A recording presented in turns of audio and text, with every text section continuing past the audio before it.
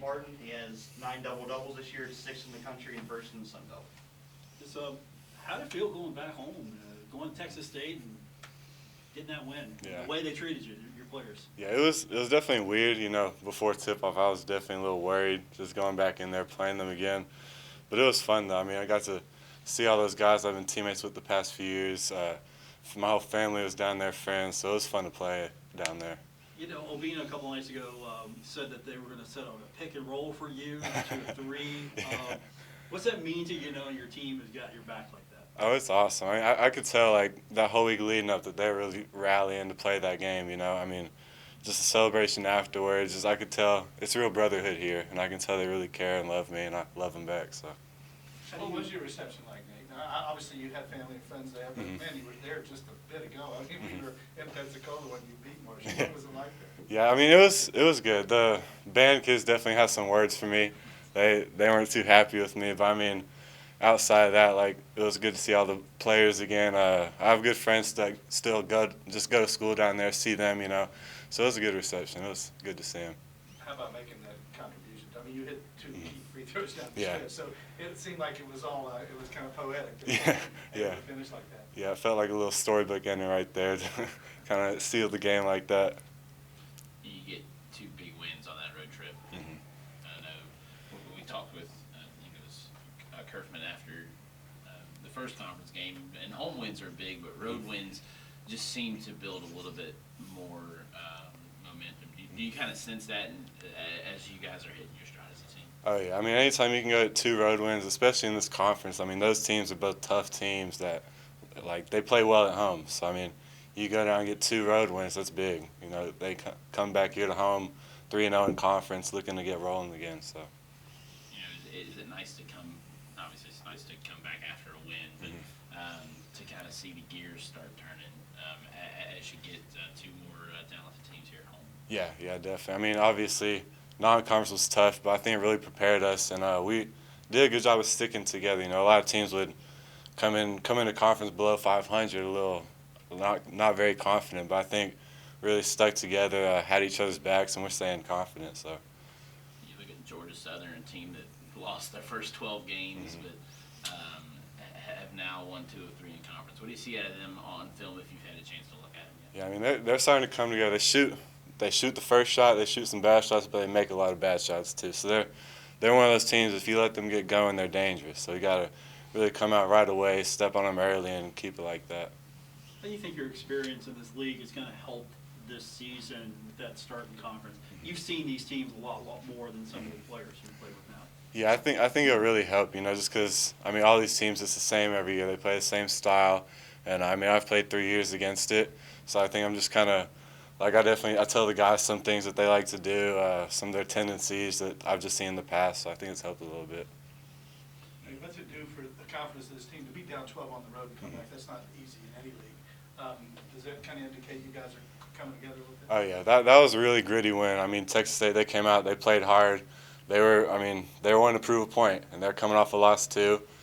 Second game of a road trip for us, and to be able to fight back from down 12, that was huge. We stuck together. No one got worried, no one got scared. We stayed confident, so, yeah.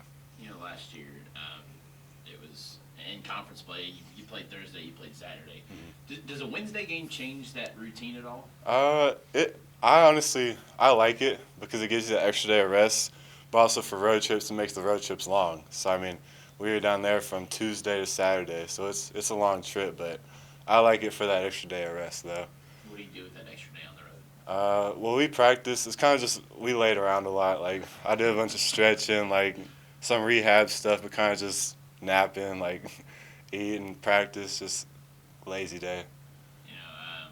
When you look at some of the newcomers, yourself included, on this team, and how they've kind of adapted to different roles, I feel like at this point in the year, you kind of know each of your roles. A guy like Kevon Boyles, who has kind of sunk into his role. What do you see out of him, and can you speak to his improvement from day one to now? Yeah, I mean, he's been great, especially lately. He's, last game he had 16 points on 6 of 10 shooting, I think. That's efficient 16 points, I think he was struggling a little bit early, just finding his shots in the offense. So, I mean, it's a very different offense from where he came from, too. So I think he's starting to like settle into that, good confident in that, and he's playing great for us. How big is the learning curve from coming from an outside system to this? Yeah, I mean, for me personally, I came from very regimented, like very slow system. So coming here was a pretty big adjustment, just because it's so free flowing. Like you got to think on your toes a lot of the time. So it definitely takes some adjusting, but I mean, the amount of stuff we do in practice and stuff, it really helps you get it pretty quick. So. Do you tell the guys like Kevon and even, you know, all the new guys, hey, it really is fun once you get it together? Mhm. You kind of help and say, once you get there, you're going to say, oh, this is a fun style of play. Yeah, because I mean, it definitely took me time to get adjusted to that whole first summer. I was struggling with the offense, but once you get it going, I mean, it flows and it feels, you get some good looks, good shots, and everyone does. How important is it now that you get two at home? I mean, you don't want to look ahead to Saturday. Obviously, you have this one first, but, you know, you can get to 5-0 if you hold serve at home, which is really important in any league. Yeah. I mean, it's two tough teams coming in, but if we come in and do what we know we can do, we'll leave 5-0, and that's huge for us. So. Talk about the environment that you've experienced here at home. One of the best home attendance averages in the league right now. That ain't right door. Hey, Chuck. Just what's it like to be able to play in that kind of environment, the fan sport? Yeah, it's awesome. I mean, I've never played in front of anything like this home crowd in my life. And I mean, just the energy they bring, we really feed off of it. And I mean, like, once you get the run going, I mean, the other team gets frazzled. Like, we feel that energy going and kind of just play off of it. So it's great. Thanks, Nick. Thank you all. Good road trip.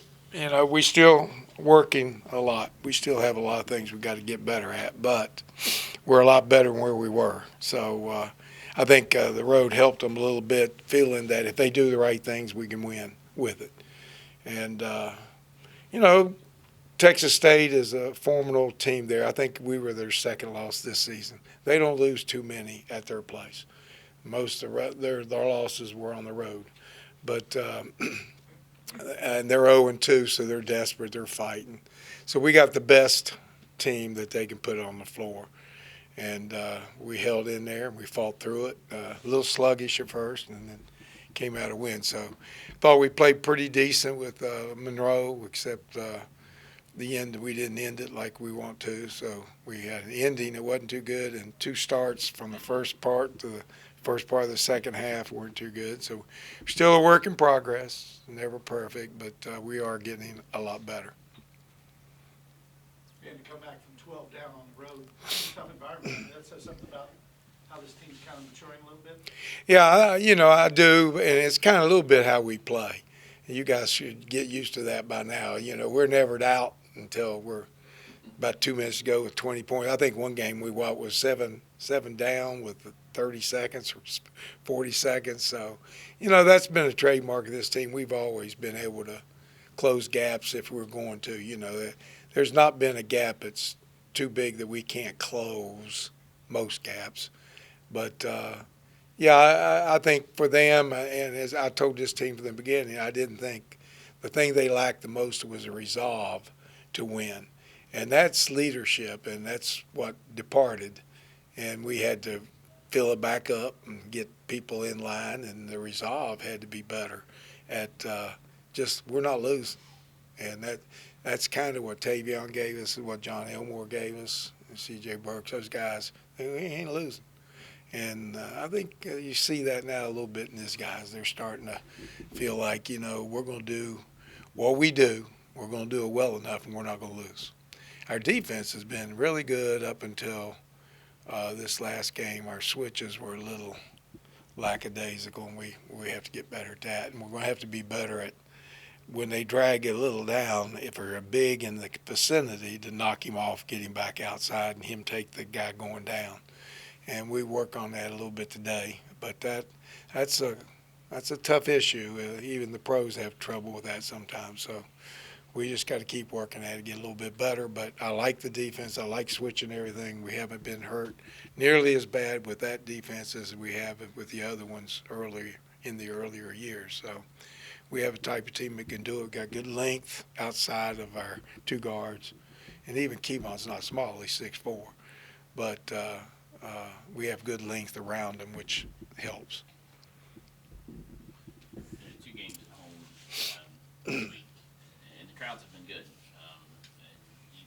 do you kind of sense that just the overall support, not just for your team, but the women's team has had good attendance at home too? Well, they're exciting, the girls. They're exciting and a growing team, and she does a good job, and they should be supported. Our team, and I hope this for all sports, not just the women, but us and everybody else, that you come to Marshall because I'm a Marshall fan, period. Not because they're winning the ball game, not because they're losing the ball game, because it's fun. And what we have to do, our responsibility, is to make these young men play as hard as they can for you. And if they're doing that, and the setting's right, and we got the administration's behind us, and the band's here, and it's a good, fun time, regardless. And you should come away with the idea that, man, I enjoyed that. Man, I wish we'd have won, but man, I enjoyed that. And then you come away and you go, this is a great time we won. You know, it's got to be that way, and not this every shot you miss or make, it's like the world's coming to an end. It's got, and somehow it got like that here. I don't remember it being that way when I was here. Maybe it was. Maybe I was too young and dumb to know. But it just felt like people came to have a good time. We played freely.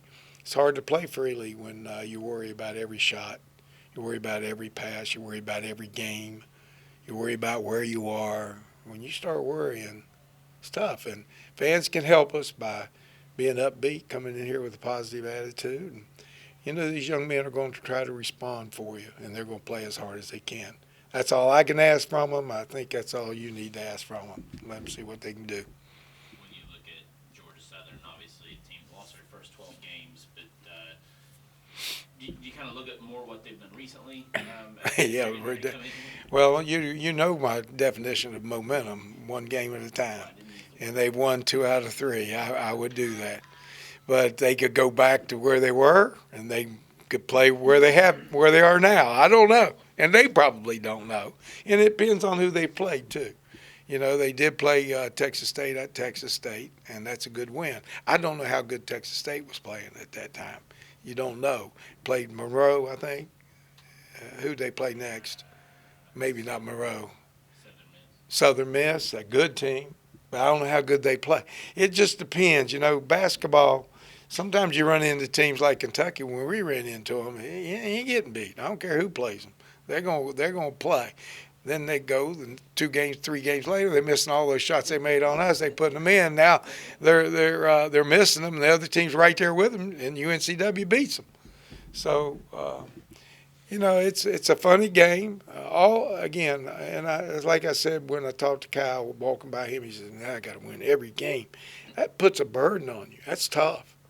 That's tough. Your team, if you let your team feel that, you feel it, and you let your team feel it, man, good luck. You know, that's going to be a long, hard season. So, you know, what we try to do is stay on the positive with these guys. We show them when we come out, before we come out for a ball game, I put a highlight reel on. Instead of me getting in there and giving a speech that they've heard 50,000 times by better guys than me, who are a lot more exciting.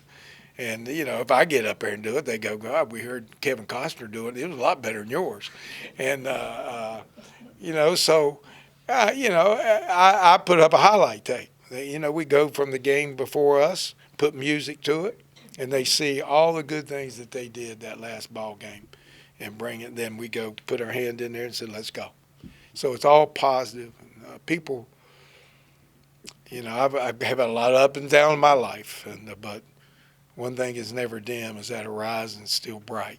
And you just live your life that way. It makes it, and we're all on here a short time. You know, it's not worth. I don't care. I've been broke. I've had money. I've been broke. I've had money. But I was happy both ways, all the way through. So my suggestion, and I think for the most part they do, we got good fans here. They're passionate. They get into it. I enjoy our fan base. And I hope that they enjoy these guys and this team because they represent them well, on and off the floor, in classrooms, 3-2-8. I keep talking because I can't believe a men's team has a 3-2-8, but it is, you know.